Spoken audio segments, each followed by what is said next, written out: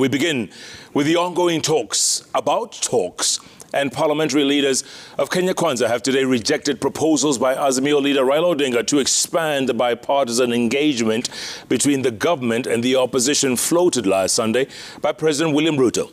Odinga, who welcomed President Ruto's proposals on Sunday, yesterday demanded an expanded dialogue structure akin to the 2008 Kofi Annan-led National Accord engagement.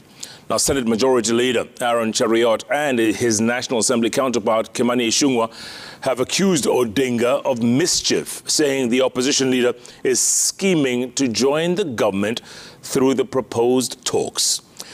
Let's begin our broadcast with our very own Chemtai Gowin. Addressing a press conference in his office, Kenya Kwanza Coalition Majority Leader Aaron Chariot dismissed Raila Odinga's proposal for an expanded dialogue modelled on the late Kofi Annan's National Accord talks that followed the disputed 2007 election and its violent aftermath. We get concerned when we begin hearing words like National Accord, which is euphemism for nusu mkate or handshake.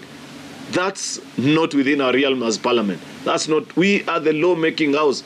We cannot be leading in breaking the law. Unatutisha ati kama hamutanipea nusu mkate, kama hamutaweka National Accord, nijue venye nitajiingiza mkono kwa serikali, ati nitaendelea na maandamano. Na tunataka tumuambie Raila, hatuna shida na wewe kuandamana. Andamana kila siku. Bora tu unaandamana kwa amani.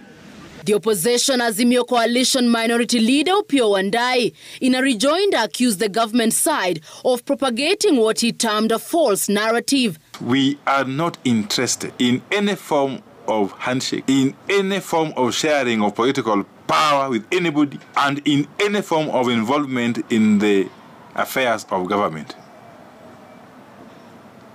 So this obsession with handshake, with nusu mkate, with power sharing is totally uncalled for. Sijui ni kwa nini ndugu zangu wa upande ule mwingine wanaanza kubabaika. Kitu tu ni kwamba msimamo ule wetu ni kwamba jambo hili litasuluhishwa. Elsewhere, National Assembly Majority Leader Kimani Ichung'wah introduced a new twist to the heated talks over talks, saying he intends to put Azimio leader Raila Odinga under the radar of the International Criminal Court ICC. I will propose an agenda to our parliamentary group meeting next week that we write to the ICC to take measures to ensure that Raila Odinga and his sponsors do not slide our country back into anarchy.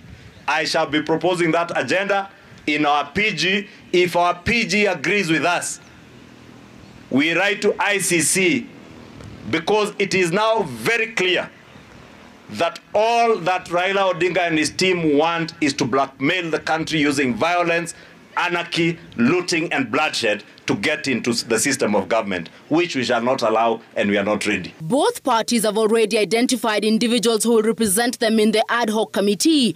Azimio will hold its parliamentary group meeting Thursday, while Kenya Kwanza has scheduled its meeting for Tuesday next week, where members will approve or propose changes to the lists. Baada ya mazungumzo haya tutakaoketi hapa kama kikao cha bunge, ni lazima turegee nyuma, tukaeleze wale wakubwa zetu ambao tuko nao kama principals wetu.